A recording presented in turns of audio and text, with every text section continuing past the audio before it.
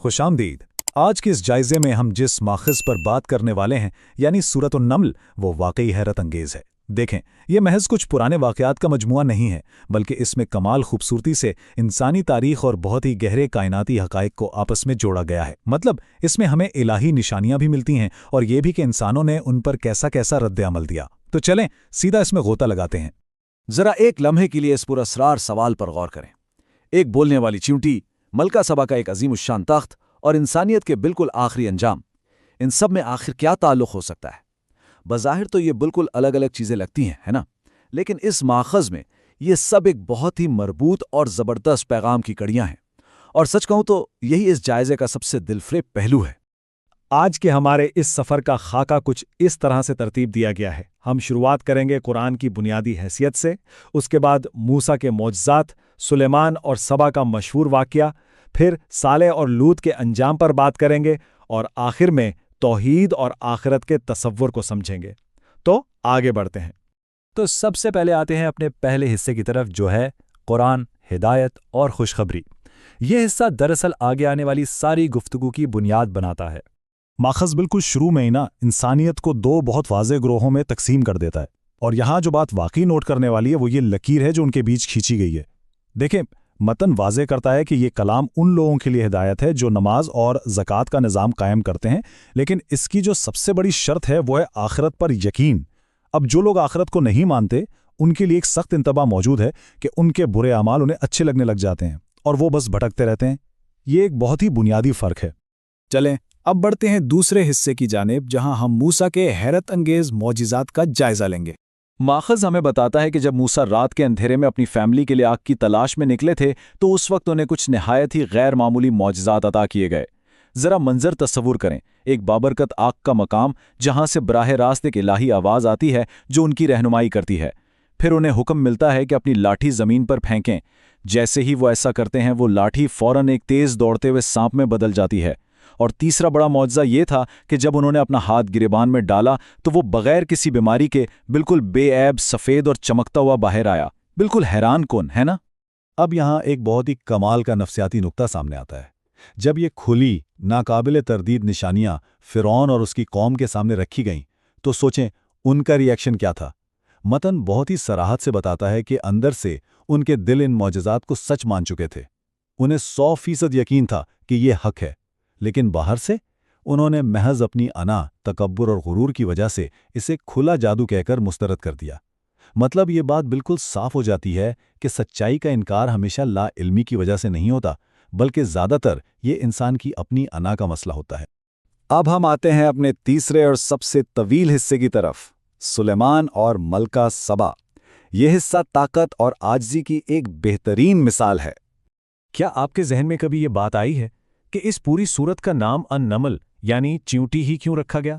इसका जवाब हमें वादी नम्ल के इस मशहूर वाक़े में मिलता है। होता कुछ यूं है कि जब सुलेमान अपने इंसानों, जिनों और परिंदों के एक बहुत ही अजीमोशान लश्कर के साथ वहां से गुजर रहे थे, तो एक चींटी ने अपनी साथियों को खबरदार किया कि जल्दी से अपने बिलों में छुप जाओ, कहीं सुलेमान और उनकी फौज तुम्हें बेख्याली में कुचल ना दें। अब यहाँ जो बात सबसे ज़्यादा मुतासिरकन है वो सुलेमान का रद्द-ए-अमल है। इतनी बेपनाह लामहदूद दुनियावी ताकत होने के बावजूद वो एक हकीर सी चींटी की बात सुनकर मुस्कुराते हैं और फौरन अपने रब का शुक्र अदा करते हैं। सोचिए ज़रा, बेपनाह ताकत के साथ इतनी ज़बरदस्त आजिज़ी का ऐसा इम्तिजाज आपको और कहाँ मिलेगा? आइए ज़रा इस वाक़े की सिफारती पेशरफ्त को कदम ब कदम देखते हैं। सबसे पहले एक परिंदे यानी हुदहुद ने मलका सबा की सल्तनत और उनकी सूरज की पूजा करने की खबर ला कर दी। इस पर सुलेमान ने एक ख़त भेजा और उन्हें इताअत की दावत दी। अब मलका ने क्या किया? उसने अपना इरादा ज़ाहिर किए बगैर एक कीमती तोहफ़ा भेज दिया ताकि उनका रद्द-ए-अमल जांच सके। लेकिन सुलेमान ने वो तोहफ़ा फ़ौरन मुस्तरद कर दिया, क्योंकि उनके पास जो इलाही इनामात थे वो दुनियावी मालो दौलत से कहीं ज़्यादा थे। फिर वो लम्हा आता है जो वाकई होश उड़ा देने वाला है। पलक छपकने से भी पहले मलका का तख्त सुलेमान के दरबार में हाजिर कर दिया जाता है, और बिलाखिर यही सारे दलाइल मलका को सच्चाई तस्लीम करने पर मजबूर कर देते हैं। और अब आता है सिफारती मुलाकात का एक इंतहाई शानदार और अलामती क्लाइमैक्स। जब मलका सबा महल में दाखिल होती है तो वो शफ़ाफ शीशे के फर्श को पानी का तालाब समझ बैठती है और अपने कपड़े समेट लेती है। और जब उसे बताया जाता है कि भाई ये तो शीशे का बना हुआ महल है, तो उसे एक बहुत गहरा रूहानी धचका लगता है। اس سے اچانک یہ احساس ہوتا ہے کہ جس طرح وہ اس فرش کو سمجھنے میں دھوکہ کھا گئی، بالکل اسی طرح وہ اب تک اس کائنات کی حقیقت اور اس کے خالق کو پہچاننے میں بھی دھوکہ کھا رہی تھی۔ یہ دراصل انسانی علم کی حدود کا اعتراف تھا، جس کے فوراً بعد وہ پکار اٹھتی ہے کہ وہ اب اللہ رب العالمین پر ایمان لاتی ہے۔ بہت ہی پاورفل لمحہ یہ۔ اس کے بعد ہم چوتھے حصے کی طرف چلتے ہیں، جہاں صالح اور لوط کے وہ واقعات ہیں جو ہمارے لیے ایک سخت انتباہ کی حیثیت رکھتے ہیں۔ صالح کی قوم یعنی قوم سمود کا واقعہ حق اور باطل کے فرق کو بہت واضح کر دیتا ہے۔ دیکھیں، ان کے شہر میں 9 ایسے با اثر لوگ تھے جو زمین میں بس فساد پھیلاتے تھے۔ انہوں نے رات کے اندھیرے میں قسمیں کھا کر ایک بڑی خفیہ سازش تیار کی کہ ہم صالح اور ان کے گھر والوں پر رات کو حملہ کر دیں گے اور صبح کہہ دیں گے کہ ہمیں تو کچھ پتہ ہی نہیں۔ لیکن وہ یہ بھول گئے کہ اس خفیہ سازش کے اوپر ایک الہی تدبیر بھی چل رہی تھی، اور نتیجہ کیا نکلا؟ وہ ظالم اپنی چالوں سمیت بالکل تہس نہس ہو گئے، ان کے گھر کھنڈر بن گئے، جبکہ وہ لوگ جو ایمان لائے تھے انہیں بچا لیا گیا۔ یہ انجام ہے ان کا جو سچائی کا راستہ روکتے ہیں۔ بالکل اسی طرح قوم لوط کا مختصر مگر ہولناک انجام بھی ہمارے سامنے آتا ہے۔ جب لوط نے اپنی قوم کو ان کے غیر فطری اور بے حیائی والے افعال سے روکا تو جانتے ہیں قوم نے آگے سے کیا متکبرانہ جواب دیا؟ انہوں نے کہا، انہیں شہر سے نکال دو، یہ تو بڑے پاک باز بننا چاہتے ہیں۔ اس کھلی سرکشی کے نتیجے میں ان پر پتھروں کی ایک تباہ کن بارش برسا دی گئی۔ اب یہاں ماخذ بہت غیر جانبدارانہ طور پر ایک سخت حقیقت بھی بتاتا ہے کہ اس تباہی میں خود لوط کی بیوی بھی شامل تھی، کیونکہ اس کا فیصلہ پیچھے رہ جانے والوں میں ہو چکا تھا۔ اس کا سیدھا سا مطلب یہ ہے کہ الہی انصاف میں رشتے ناتے نہیں، صرف اور صرف آپ کے اعمال دیکھے جاتے ہیں۔ تاریخ کے ان زبردست اسباق کے بعد اب ہم اپنے 5ویں اور آخری حصے میں داخل ہوتے ہیں، جس کا موضوع ہے توحید اور آخرت۔ اب ماخذ کیا کرتا ہے کہ وہ براہ راست ہماری عقل کو مخاطب کر کے الہی انعامات کی ایک پوری فہرست سامنے رکھ دیتا ہے۔ پوچھا جاتا ہے کہ کس نے ان آسمان اور زمین کو پیدا کیا؟ کس نے آسمان سے پانی برسایا جس سے وہ ہرے بھرے باغات اگائے جنہیں اگانا انسانوں کے بس میں تو بالکل نہیں تھا؟ اس زمین کو رہنے کے قابل کس نے بنایا؟ اس کے بیچ میں بہتی نہریں، وہ مضبوط پہاڑ اور 2 سمندروں کے درمیان رکاوٹ کس نے کھڑی کی؟ یہ سارے قدرتی مناظر یہ کوئی اتفاق نہیں ہے، بلکہ یہ ایک واحد اور مربوط خالق کے وجود کے ناقابل تردید ثبوت کے طور پر پیش کیے گئے ہیں۔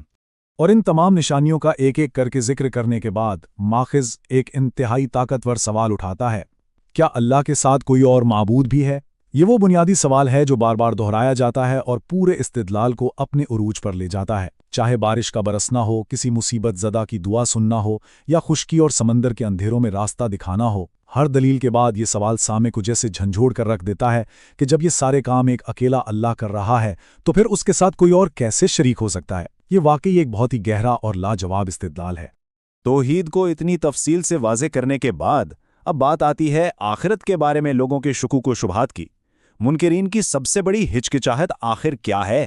وہ کہتے ہیں کہ بھئی جب ہم مر کر مٹی ہو جائیں گے تو ہمیں دوبارہ قبروں سے زندہ کر کے کیسے نکالا جائے گا؟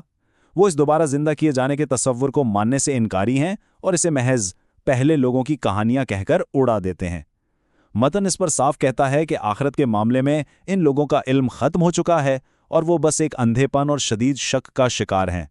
اب ان کے اس مسلسل شک کے جواب میں ماخذ ہمیں ایک بہت ہی پراسرار تصور پیش کرتا ہے، دابت الارض یعنی زمین سے نکلنے والے ایک جانور کا تصور۔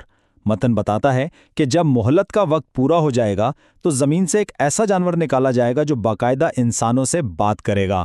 اور وہ کیا کہے گا؟ وہ اس بات کی گواہی دے گا کہ یہ لوگ الہی نشانیوں پر یقین نہیں رکھتے تھے۔ یہ دراصل ایک بہت ہی علامتی اور زبردست طریقہ یہ بتانے کا کہ جب ایمان لانے کا وقت نکل جائے گا تو حقائق اس قدر غیر معمولی انداز میں سامنے آئیں گے کہ پھر کسی کا بولنا یا ماننا کسی کام نہیں آئے گا۔ یہاں آ کر حتمی انجام کا ایک بہت ہی سخت موازنہ پیش کیا گیا ہے۔ بتایا گیا ہے کہ جب سور پھونکا جائے گا تو جو شخص نیکی لے کر آئے گا اسے اس سے کہیں بہتر صلہ ملے گا اور وہ اس دن کی ہر گھبراہٹ اور خوف سے بالکل محفوظ ہوگا، اور دوسری طرف جو شخص برائی لے کر آئے گا اس کا انجام یہ ہوگا کہ اسے اوندھے منہ آگ میں ڈال دیا جائے گا۔ یہاں یہ اصول بالکل صاف کر دیا گیا ہے کہ بھئی انسان کو صرف اور صرف اسی چیز کا بدلہ ملے گا جو وہ دنیا میں کرتا رہا ہے، کوئی نہ انصافی نہیں ہوگی۔ تو اب ہم اس جائزے کے بالکل اختتام پر آ گئے اور آخر میں ایک انتہائی گہرے سوال کے ساتھ ہم اپنی اس گفتگو کو سمیٹتے ہیں۔ ماخذ ہمیں بتاتا ہے کہ جس دن یہ پہاڑ جو آج ہمیں اتنے ٹھوس اور اپنی جگہ پر جمے ہوئے لگتے ہیں بادلوں کی طرح اڑتے پھریں گے تو اس روز حساب انسانیت کے اعمال کیا حقیقت ظاہر کریں گے۔ دیکھیں، سورۃ النمل کے یہ واقعات میں اس پرانی تاریخ کی کہانیاں نہیں ہیں، یہ طاقت کے صحیح استعمال، आजिज़ी और हमारे हतमी ठिकाने के बारे में एक मुसलसल याद दहानी है। तो असली सवाल यह है कि क्या इंसान फ़िरौन के तकब्बुर वाला रास्ता चुनेगा या फिर सुलेमान की शुक्रगुजारी वाला? इस पर ज़रूर गौर कीजिएगा। आज की इस गुफ्तगू में हमारे साथ जुड़े रहने का बेहद शुक्रिया।